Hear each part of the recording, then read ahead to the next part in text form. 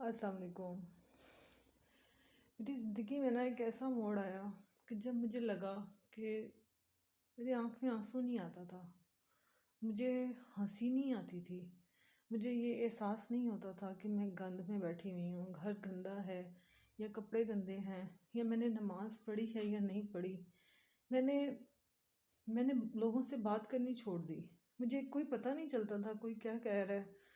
मैंने ये सब कैसे टैकल करना है। मेरे इर्द गिर्द में सराउंडिंग्स में जो बच्चे मेरे थे, मेरी फैमिली थी, मैं सब भूल गई।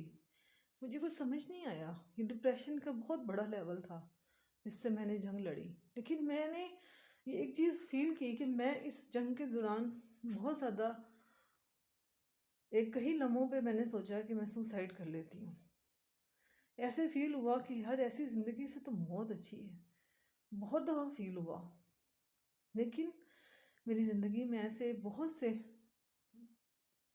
लोग आए जो कि मेरे लिए बहुत मोटिवेशनल थे। मेरे भाई, मेरे बहन भाई, मेरे माँ बाप। लेकिन मुझे बहुत बड़ी रोशनी में मुझे जो सबसे ज़्यादा चीज़ नज़र आई वो मेरा बाप था।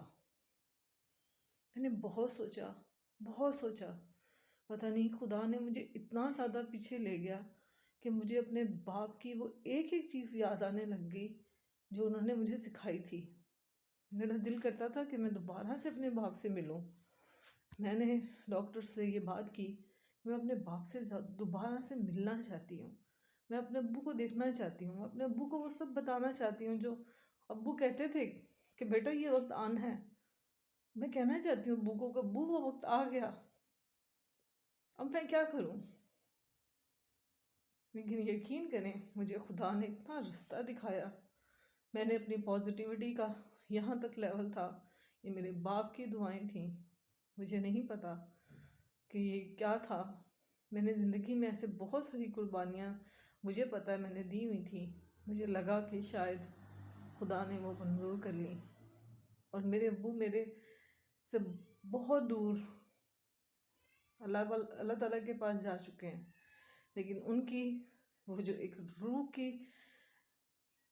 फीलिंग्स आना, उनका मुझे फील होना, उनकी बातों को मैं याद कर पाना, मेरी मेमोरी इज़ नॉट गुड। शुरू से मैं बहुत सारी चीज़ों को भूल जाती हूँ। शुरू से बचपन से ये एक नेचर है। लेकिन जब मैं डिप्रेशन के इस लेवल पे गई कि जहाँ पे मैं इतनी अकेली हो गई और मुझे ऐसे डॉज मिले कि जिन्होंने मेरी रूह को हिला के रख दिया, मुझे समझ नहीं आई कि ये क्या हुआ। और मैं कसम खा के कहती हूँ कि वालिदैन से बड़ी कोई चीज़ नहीं होती।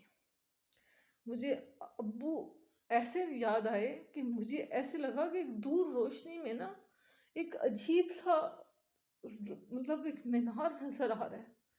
मुझे अब्बू की बातें जो उंगली पकड़ के उन्होंने चलना सिखाई थी मुझे वो भी याद आने लग गई। तो बचपन में वो हमें क्लब एक होता था कोहिनूर में, फैसलाबाद में, मुझे वो याद आने लग गया। अब्बू स्क्रैबल खेलते थे, मैं वो गेम ढूंढने लग गई यार जाके कि वो स्क्रैबल गेम किधर गई। मेरे अब्बू स्क्रैबल खेलते थे, मेरे अब्बू जॉगिंग करते थे, मेरे अब्बू एक दरवेश सिफ्त इंसान थे। मेरे अब्बू को लोगों से अल्लाह के जो नज़दीक लोग थे मेरे अब्बू को वो लोग पसंद थे। मेरे अब्बू को जाहिल लोग नहीं पसंद थे। मेरे अब्बू को जाहिलियत नहीं पसंद थी। मुझे अपने कई चीज़ों में जब थ्रस्ट हुआ कि यार मेरे साथ ऐसे क्यों हुआ, ऐसे हो गया, मुझे अपने बाप का वो वर्ड याद आया कि मैं अपनी बेटी को कुएं में फेंक दूंगा, मैं इनको नहीं दूंगा। मैं सोचती थी मेरे बाप ने ये वर्ड क्यों कहा था कि मैं कुएं में फेंक दूंगा। बहुत सारी चीज़ों में मुझे रियलाइज़ होना शुरू हो गई कि मेरे बाप ने इसलिए कहा था कुएं में फेंक दूंगा क्योंकि मेरे बाप को पता था कि मेरे अंदर बहुत सारी चीज़ें हैं कि मैं ज़िंदगी को जी सकती हूँ।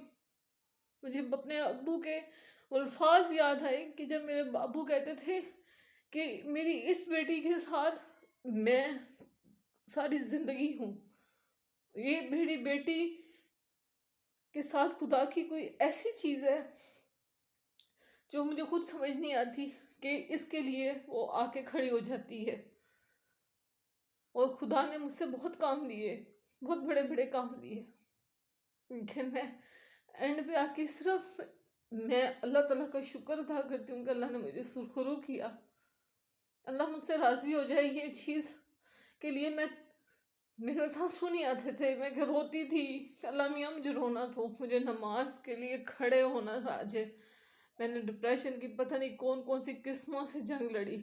इस दुनिया ने, ये जो दुनिया है ना, इसने मुझे तबाह करने में कोई कसर नहीं छोड़ी।